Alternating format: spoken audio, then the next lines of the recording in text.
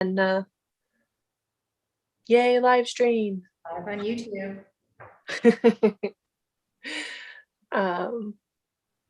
And folks are coming in. Excellent. That's the magic announcement right there. So without further ado, good evening, everyone. Thank you so much for joining our live virtual event this evening with Elizabeth Gonzalez James and Carrie La Seur. I'm Jessica from the Country Bookshelf in Bozeman, Montana, coming to you from the ancestral unceded lands of the Apsalaki Crow, Salish Kootenai, Cheyenne, Shoshone Bannock, and Ochedi Chacon people, among others. We encourage those of you joining us from outside Bozeman and Montana to learn more about the land that you occupy and the stories of its peoples. We are grateful to be here in this virtual space with our fellow Books in Common Northwest stores, Paulina Springs Books in Sisters, Oregon, and Madison Books in Seattle, Washington. Visit www.booksincommonnw.com for more information and, of course, to purchase your books from all of our Books in Common Northwest series, and be sure to follow us on Eventbrite to register for more great Books in Common events. Before we get to our authors this evening, just a little housekeeping. If you didn't purchase your book, Mona at Sea, when you registered, you can visit the link that was just dropped into the chat to purchase your copy, because you're gonna want it. And you can also just click on the logo of your favorite sponsoring store there at Books in Common. We are recording the event, so if you have to leave early or your internet dies or something like that, please look for us on the Books in Common NW YouTube channel, which is also a great place to find us if you are having technical difficulties. If you have questions for our authors, you can drop those in the chat or in the by clicking the Q&A button at the bottom of your screen. And like I said, with those tech issues, if exiting and re-entering the webinar doesn't fix your problem, do look for that live stream on YouTube, and headphones usually help with sound. I do also want to remind everyone that we are in a shared creative space, that we want to remain safe for everyone that has joined us this evening. Inappropriate or offensive questions, comments will see the user dismissed from the space. Now for the good stuff. We are so excited to be joined by Elizabeth and Carrie to chat about Mona at Sea. Elizabeth, before becoming a writer, I should say, Elizabeth Gonzalez James was a waitress, a pollster, an Avon lady, and an opera singer. Her short story, Cosmic Blues, was a finalist in the Glimmer Trains Short Story Award for New Writers, and her stories and essays have received multiple Pushcart Prizes and Best of Net nominations. She's attended the Breadloaf Writers Conference, the Tin House Writers Workshop, and Lit Camp.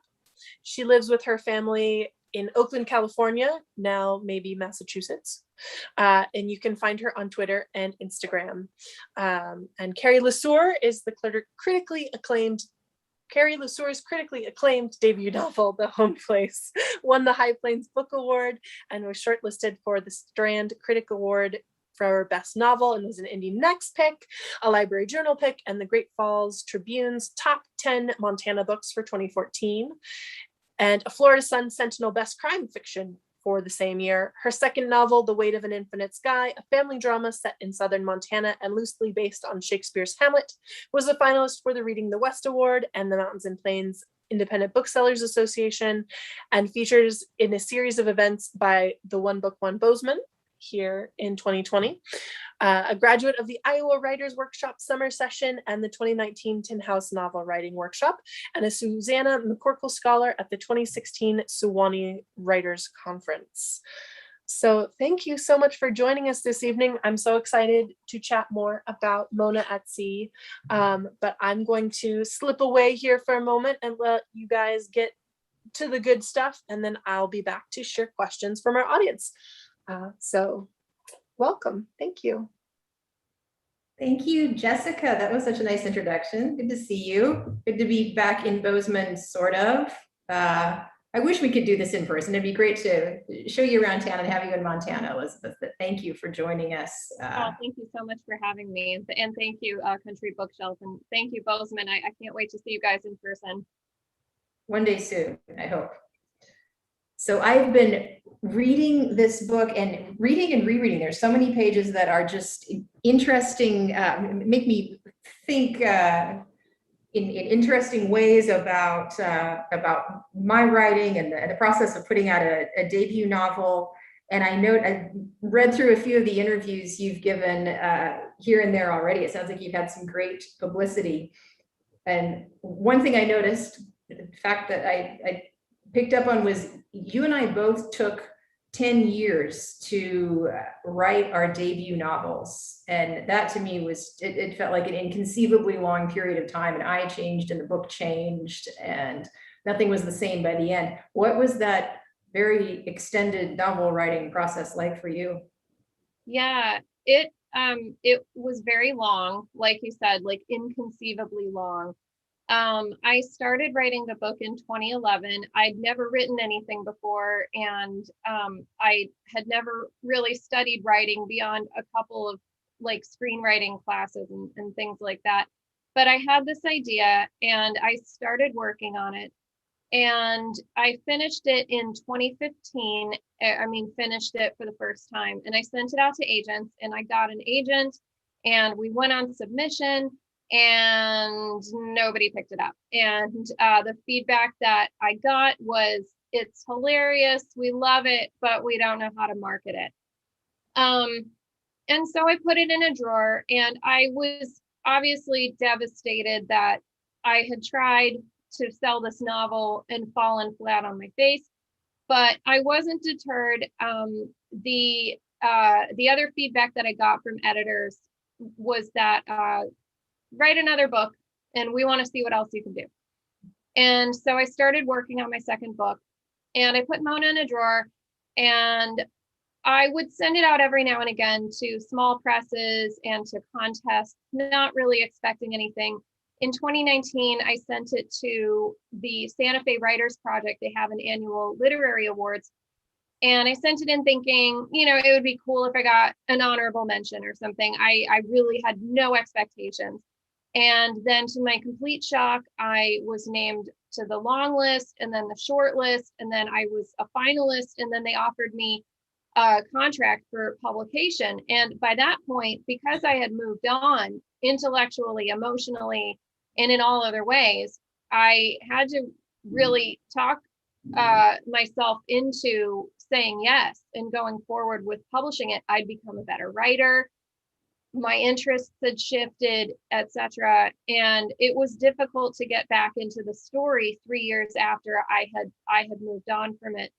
But I ultimately decided to do it, and I got paired with an amazing editor. And yeah, now from first word on the screen to available in bookstores, it's been 10 years, 10 long years, when many times I thought, it's just not going to happen for me. So you actually wrote it sounds like within a span of maybe 3 or 4 years, and then the rest of this period has been the seeking publication. So yeah. Although I did work with my editor for about a year, I guess, getting it ready for publication this time around. And when you wrote it, you were already several years out from the time period of the book. Was it cathartic going back to that period or those experiences, or what did that personally helpful? I think that, yeah, having some distance from the book was definitely helpful. There's just a moment where you're so in the manuscript, you can't even, the words don't even make sense anymore because you've read them so many times. And for me, I don't know about if it's like this for you, but they get cemented and solidified, and you stop being able to pull sentences apart and pull scenes apart. And that's a bad place to be in, because you want everything to go fairly elastic when you're doing revisions. And yeah, it was tricky. Was it cathartic? I don't know. I think having distance from my own experience of unemployment, which the book is based on my year in 2009 when I was unemployed, And I think having some distance from that time period allowed me to probably pull a lot more humor out of it. And it is very funny. Oh, thank you. And probably see things within a broader context. I'm almost 40 now. And when I started writing this book, I was not even 30 yet. And so, your 30s, I think, are a time of huge growth intellectually and emotionally and spiritually. And I wasn't as good of a person. I wasn't as kind of a person when I started writing this book. And I think I had a lot of more empathy for myself, for the characters, all of it. So yeah, it's a weird situation working on something for that long. There's definitely anger that comes through, anger and bitterness and frustration at the situation. Did you surprise yourself going back to read it again at the intensity of emotion that's there? Well, it's funny you say that. So when I first started writing it, Mona was about 100 times more angry than she is now. And my husband, who's my first reader, he was like, you got to pull it so far back. And then, second draft, third draft, fourth draft, he was like, you got to bring her so much further down. Mm-hmm. And somebody who read an early version of it told me it's like you wrote the entire book in all caps. I mean, it was so much angry screed, not enough story. So no, it didn't surprise me how angry she was. Like, yeah, I knew. And like, wherever it is now, it was 100 times worse. Even a few years ago, I've pulled it back, going down to the sentence level, and like picking out every time she has a negative word and seeing, can I make this a positive word or a neutral word? Yeah. And was it about lack of story, or is it about our discomfort with female anger? Maybe it's not just female, but it feels like it's there are some lines drawn about how angry women get to be. And if you step over that line, you get slapped down fast. Absolutely. And I never had a problem having an unlikable female protagonist. If anything, I probably wanted her to be unlikable just because I know there's such a bias among readers and I think reviewers against angry women or quote unquote unlikable women. Well, can I just say, I love that about her. Like, I got a few pages into it and thought, wow, she's really a bitch. I love her. I want to read some more of this. Yeah. And I think,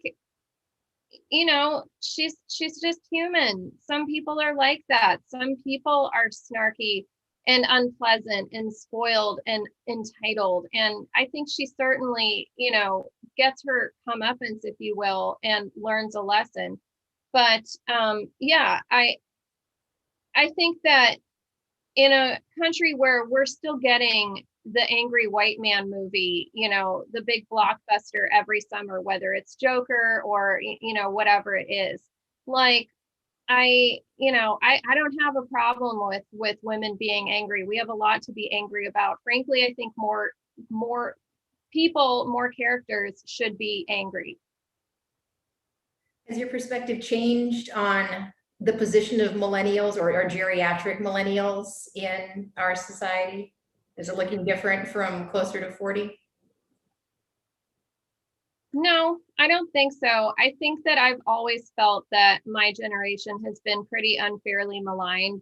I came of age at the same time of the .com bubble burst, and then 9/11, and then the Iraq War, and then the Great Recession, and et cetera, et cetera, et cetera. And I think that there hasn't been an opportunity yet for my generation to build equity, to save for retirement, to even have a full-time job that comes with benefits and a living wage. I mean, the gig economy has really dominated, I think, people's work options for the last 10 years. Like you can't build a future out of a bunch of side hustles. So no, my opinion hasn't changed at all. I just want everybody to kind of live with more empathy, I think. Whether it's older people using millennials as a punching bag, or pundits, blaming us for our supposed avocado toast addiction. Yeah, that always struck me as an odd criticism. The what's not to like about avocado toast? So your career coach character, the leader of the career group, Paulette, has got a series of fairly trite recommendations and sayings, and is really trying to be a positive booster to everyone getting themselves out the door and back into the job market.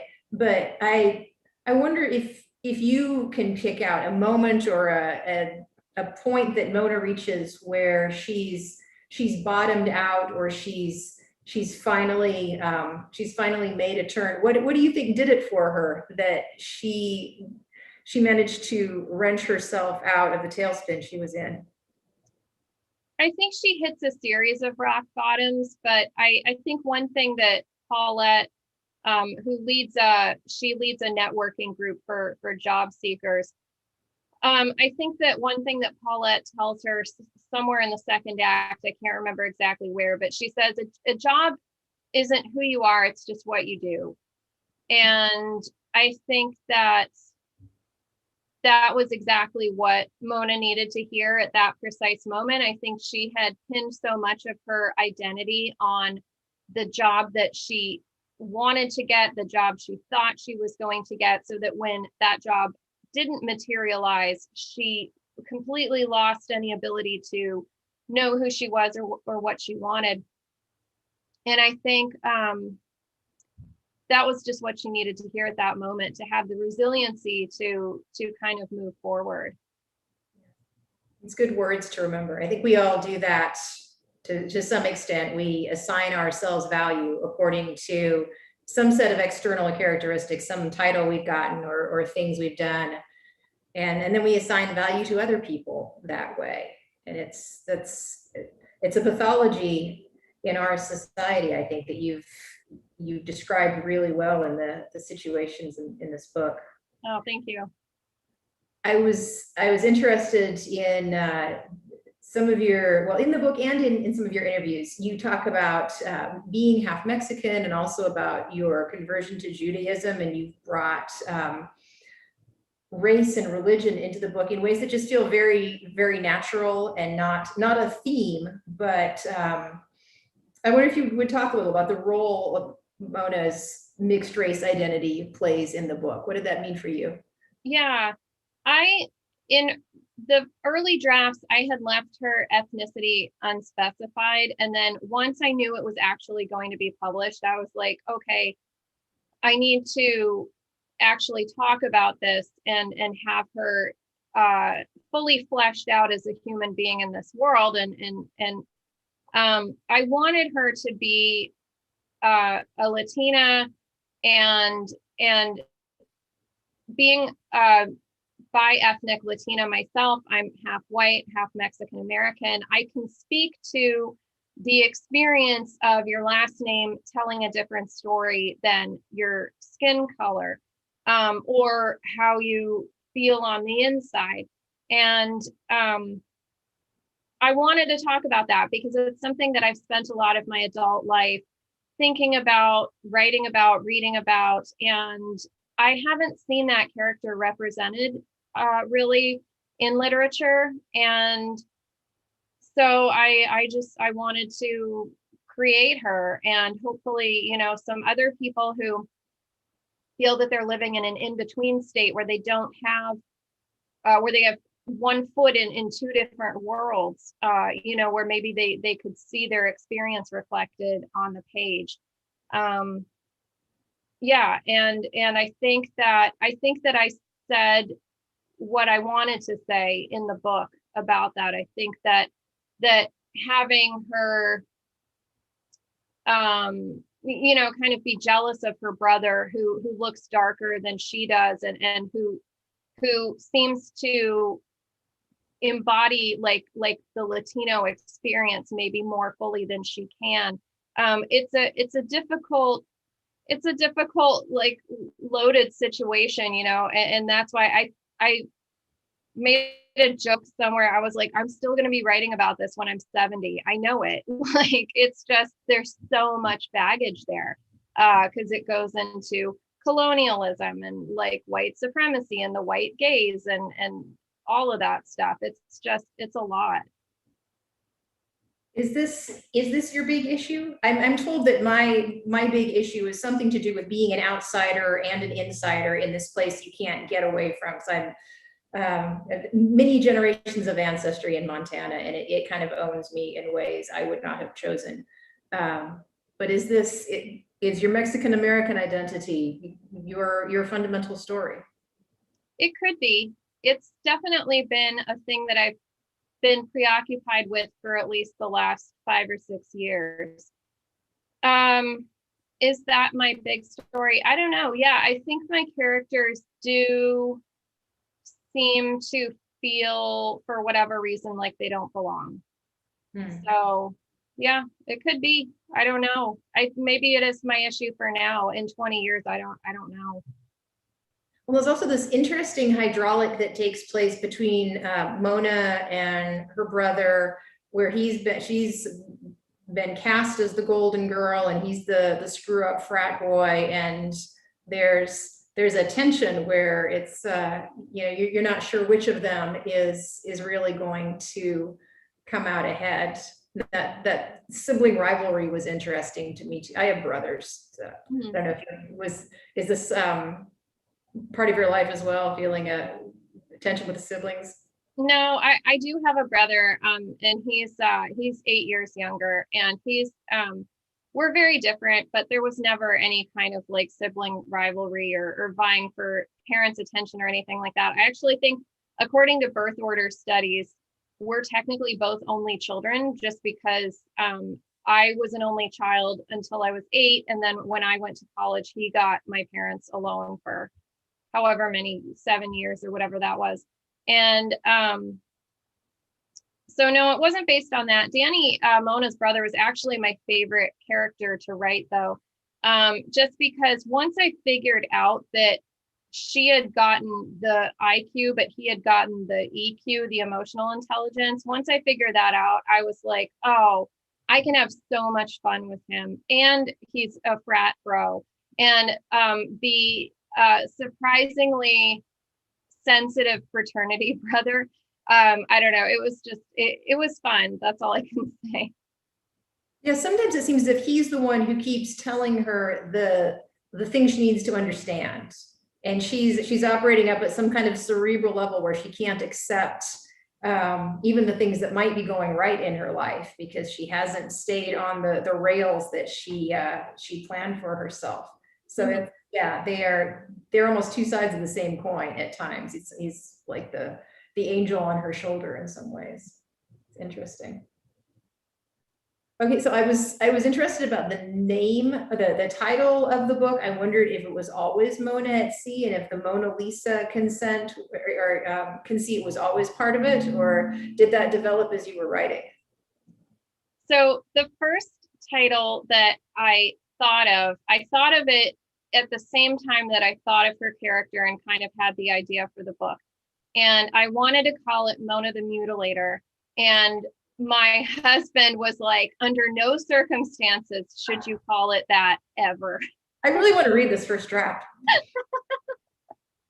And so I scrapped that. The title comes from this song by Jamie Cullum called All at Sea.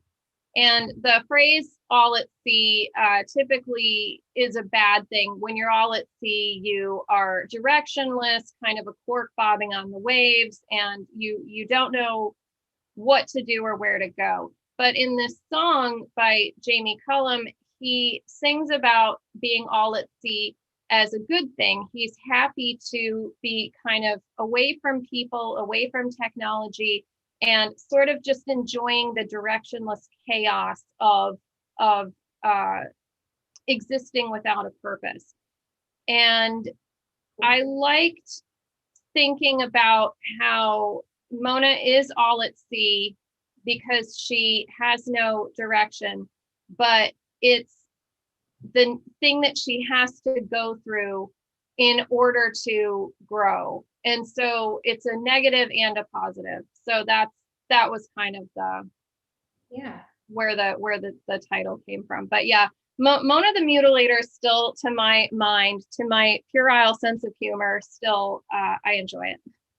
You could just have your own special book jacket made and put it over the book, and that can be your special title for it. Yeah. So I looked up Mona, and it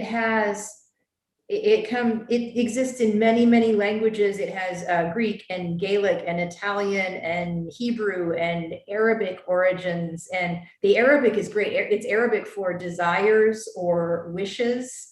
And I was thinking of Mona as just an embodied desire, like the embodied id pushing forward towards the thing that it's sure that it has to be, regardless of all signs and indications to the contrary.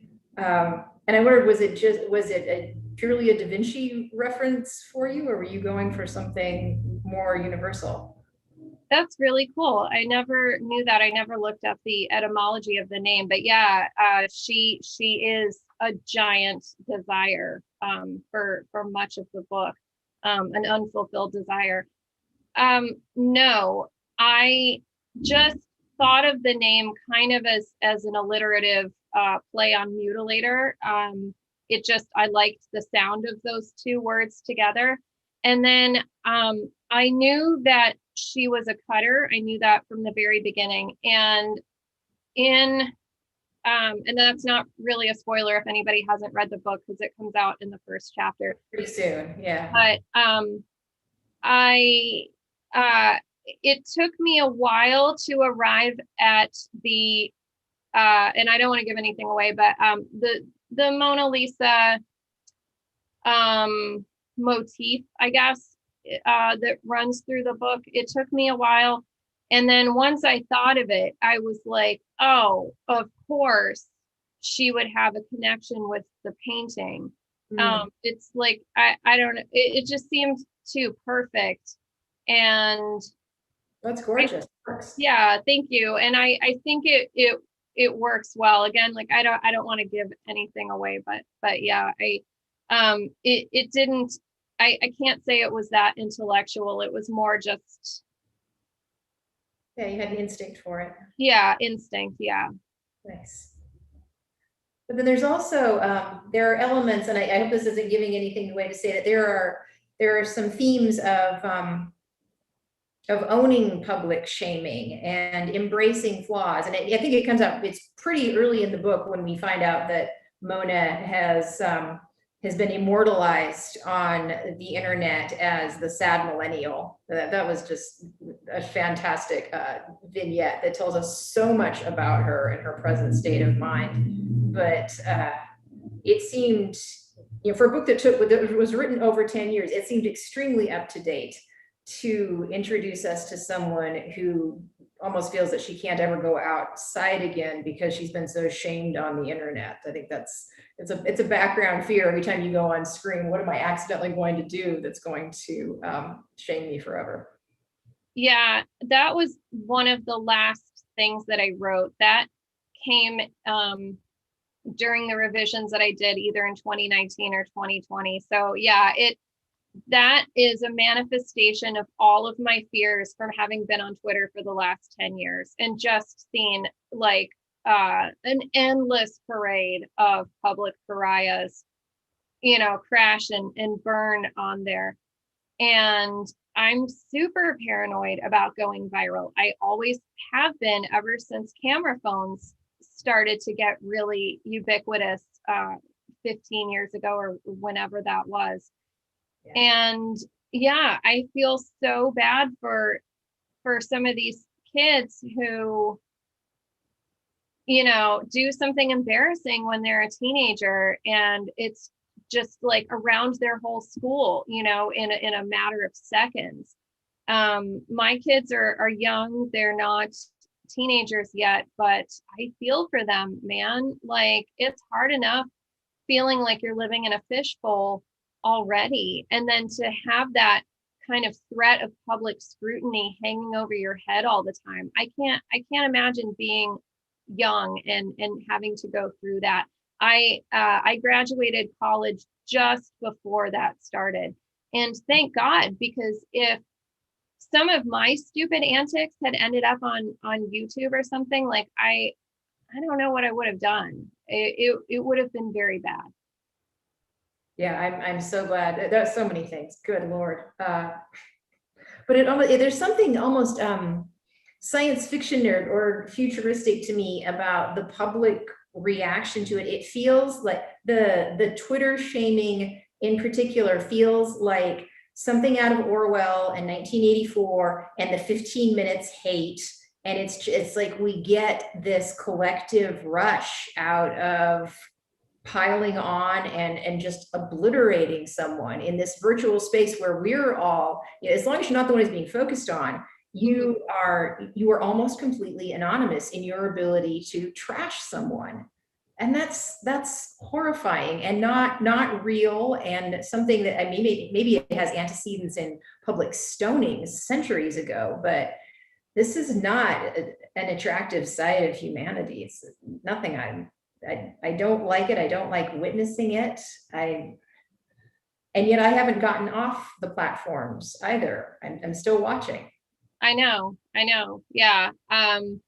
It's a horrible garbage fire, but yeah, I don't leave. I've stayed year after year, but yeah, it is not an attractive side of humanity. And I hadn't thought about it in terms of the 15 minutes hate, but that's so funny. I haven't read 1984 in like 20 years, but yeah, that's so what it is.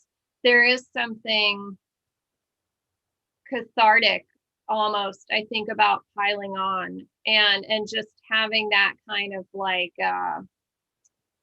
joy of not being on the receiving end of it. Yeah, it's just, and I'm not talking about when people are held accountable for racist actions or anything like that. I'm talking about, like, just somebody says something really stupid and just everybody kind of, there's no empathy. There's no empathy on the internet, I guess. And it's sad. It makes me worried. And the way you draw together, and again, I'm trying not to give away things, but there's some very nice language around empathy and how we treat each other and how we see each other in the book. And I think it was funny, and there were some very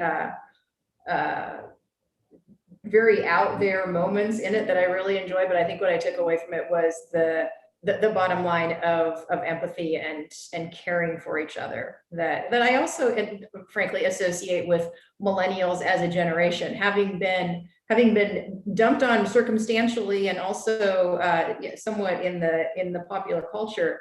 I hope this rising generation brings some greater sense of humanity to our common culture.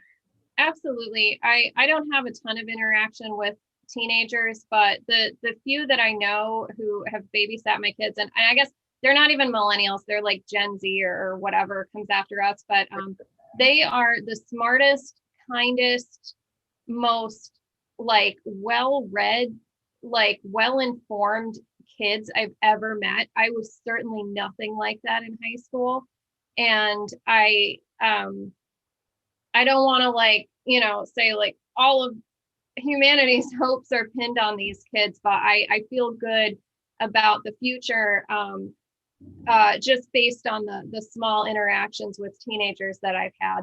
They're just really beautiful human beings, and yeah, we're not handing them a very good world, unfortunately. Well, thank you for this contribution to making it a better place. It's a beautiful book. I really enjoyed it. I've been posting about it and telling everyone to go read it. I think we've got our half hour under our belts. And if we have questions, let's go for it. Thank you. Thank you, Elizabeth. Excellent. Well, our audience has been slightly quiet, so I'm going to give them an opportunity to leave a comment in the chat or click the Q&A button at the bottom of your screen. But I'm curious how much it feels like Mona is a product of your experience and how much it feels like Mona is a product of more that millennial zeitgeist, you know, getting beat up as you were just saying. Yeah, can I say both? I mean, I think that the book definitely started out based on my own experience of long-term unemployment. I got an MBA in 2008. I graduated that winter, and I started looking for a job, and I was unemployed for all of 2009. I applied for between 300 and 400 jobs, and I didn't get anything. And then I got pregnant, and then I found myself staying home with a brand new baby when I had thought that I was like going to go work in corporate finance. And it took me a while to just get over that like jarring experience. And the book started out, and I said, Mona was so angry at the beginning. I mean, I was angry. I felt like I worked so hard and I just completely had the rug pulled out from under me. I say in the book, like, you get out of college and find out there's this big black hole where all the jobs used to be. And that was very much my experience. And yeah, maybe as I drafted it, I was hoping that she could stand for a larger experience, you know, beyond what I had gone through. And yeah, and then once I gave myself permission to do that, then it was also easy for me to, you know, slip in my little things about, you know, stop dumping on millennials. Like, you know, we're not this generational punching bag. And I know, like, they say you shouldn't write with an axe to grind, but I think little teeny tiny axes are okay. Yes, definitely. Well, and I feel like little teeny tiny axes are great when they're handled so deftly, and then also with such humor. I was particularly drawn to the humor of the sort of dark humor, and part of me is like that watches all of the generational discourse on TikTok where I'm too old to participate. What is this TikTok? I'm a geriatric millennial. I know none of these things. Kids, they'll explain it to us. The youths. But I totally lost my train of thought. So next question. Cool. That's the last thing I remember. Oh yes. That sort of dark sense of humor to some extent feels like something maybe geriatrics in particular inherited from Gen Z. And like the grunge and that kind of thing. Like I was like, is it just millennials that find these kinds of things sort of amusing? Like, it's not macabre. Like, what's the word for this? Yeah, that's really interesting. After the book came out, and I've been hearing back a little bit from readers, I have heard from Gen Xers that, you know, all the stuff that millennials, all the trash talking that they've gotten over the years, Gen Xers got, I guess, in the 90s. And, you know, I wasn't paying attention because I was like 10, so I didn't care. And, but I guess they graduated, and their word for it was like a Mick job, you know, where it was like a low wage, low skill, you know, thing that they were insanely overqualified and overeducated to do. And I didn't know anything about that. And yeah, the gallows humor, sure. I think that I grew up watching like Ren and Stimpy, Space Ghost, Coast to Coast. My humor is dark to the absurd. And yeah, I think those are like beloved Gen X icons. So yeah, I probably there probably is a lot of overlap there. I think that's completely correct. If Mona and or you, since it is sort of that amalgam of you and the zeitgeist, we're going to give advice to other millennials on how not to kind of pass this dunking on to the generations that are following us, in terms of those teens on TikTok, and that kind of thing. What do you think she would say? Gosh, like, are you asking personal advice or like advice for how to leave the world a better place?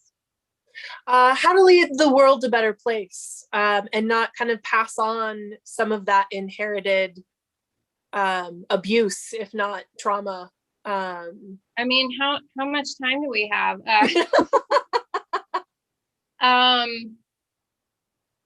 Gosh, I mean, we need a social safety net. That's let's start there. You know, universal basic income, universal health care, universal childcare. And we need to fix the environment.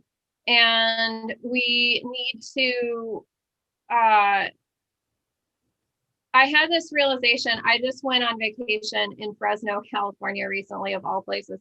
And I was driving back through all these small towns, and every small town had like, you know, like an Old Navy, a Kohl's, a whatever. And it hit me like, yeah, these companies come in and they're like, we're going to bring jobs, but they're bringing the minimum wage jobs. The money isn't staying there. The money is going to, you know, Mr. Old Navy, wherever he lives. And we got to stop that. We got to encourage small businesses and encourage money to stay within communities and stop flowing out always to accrue in these centers of the 1% wherever they live. And yeah, so just those really small little easy fixes, and then it'll be great. We do have a question from our audience. When you're stuck in your writing, are there any authors that you turn to help you get unstuck or inspired? Yes.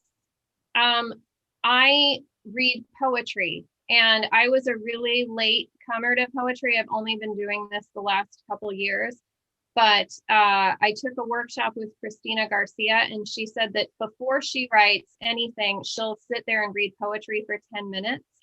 And I've been trying to do that. And then, yeah, when I get stuck, I have a stack of poetry books next to me on my desk, and I'll read them, and I'll just, you know, flip through randomly. I love Rilke. I read a lot of his poetry. I love Sylvia Plath, Ocean Vuong. Of course, I can't think of like a single other poet, but I know I have, Natalie Centers Zempico. I have her Lima Limon book. I can see the picture in my head, but I might have gotten her name wrong, but I read that one a lot. Yeah, so reading poetry. And I think there's something magical about the way poets construct sentences and put together, you know, two things that we wouldn't normally think go together. It just, I don't know, it like magically kind of stimulates your brain and opens you up a little bit. That's wonderful. It looks like one of my counterparts is dropping some great links to some of those poets in the chat. So if you're curious what Elizabeth was just recommending, click on those links. And I'm going to make their life even harder. And because the shopping local and shopping small is such a strong message for us at independent bookstores, I'm curious what you're reading these days. Carrie, you answer too. Yeah, I just finished reading Velvet Was the Night by Sylvia Moreno Garcia. It's going to come out next month, and it was really, really good. I loved Mexican Gothic, so I was super excited to read an early copy of that one. And I'm reading for the first time Love in the Time of Cholera. I'm about 100 pages in, and it's really beautiful. Yeah. And yeah, those are the two books I think I've been working on the last month. Excellent. What are you reading, Carrie? Well, so I've been reading Mona at Sea very carefully for obvious purposes. I finally got around to Celeste Ng's Little Fires Everywhere. Now that they made a series out of it and everything, I'm kind of embarrassed into it. That's a gorgeous book. I've been reading, so I had never read White Fragility, and Robin DiAngelo just came out with this book called Nice Racism, How White Progressives, let's see, perpetuate, you probably have the full title somewhere there, but White Progressives perpetuate something. I can't do the full. We're doing something bad, that's all I know. I'm gonna find out. Racial harm. Racial harm, yes. So I've been looking at that. I have, so I've read some Anne Lamott recently. I'm just scrolling through my Nook at this point. And I download things from the library too. And I also buy from my, my indie bookstore ebook app, which is, you probably have a link. Does this House of Books do Hummingbird or Kobo? I'm not sure about that. I recently read Clanlands, which is the really cheesy book that was the origin of the series Men in Kilts. So nice visuals. Indeed. Yeah.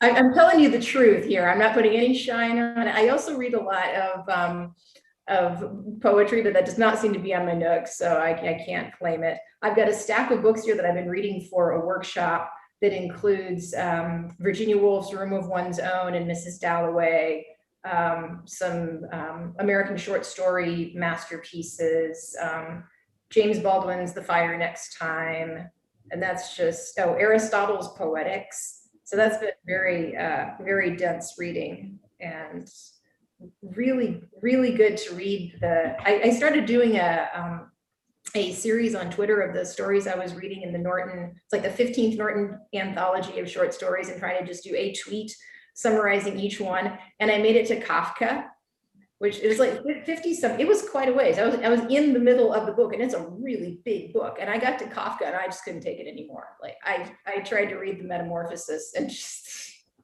walked away. I'll go back to it one day. I can't Kafka. Someday.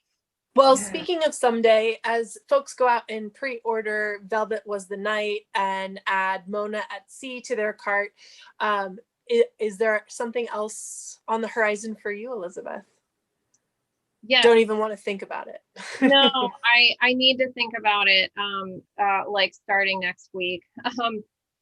Yeah, so I told you I put Mona in a drawer in 2016 and I started writing another book. So I am on the 4th draft of my second novel, which I got an agent recently and he wants to go on submission with it in September. And so I gotta like hurry up and get it all polished and pretty. And it's a magical realism Western. Carrie actually saw part of it at Tin House, which is where we met. It's a magical realism Western about my great grandfather who was a bandito, and he was shot in the face by the Texas Rangers and left for dead, but he lived, and they called him the bullet swallower, or in Spanish, El Tragabalas. And great, I can't read this. Yeah. I'm ready. Well, thank you both so much for joining us this evening and for sharing Mona with us. That's Mona at Sea. As you can see, we do have autographed copies here at Country Bookshelf, but You can also find Mona at our other Books in Common Northwest stores, Paulina Springs and Sisters, and Madison and Seattle. But I want to thank you both so much for joining us this evening. And I so enjoyed A, reading Mona, and B, listening to your conversation and getting some more insight into her and the book. And I'm very much looking forward to magical realism Western. So we are eager for more from you, Elizabeth, and of course from Carrie, a friend of us here at Country Bookshelf. So thank you so much for joining us. Thank you so much, Carrie, and thank you so much, Jessica, and everybody at Country Bookshelf. It was so much fun. Of course. Good to see you both.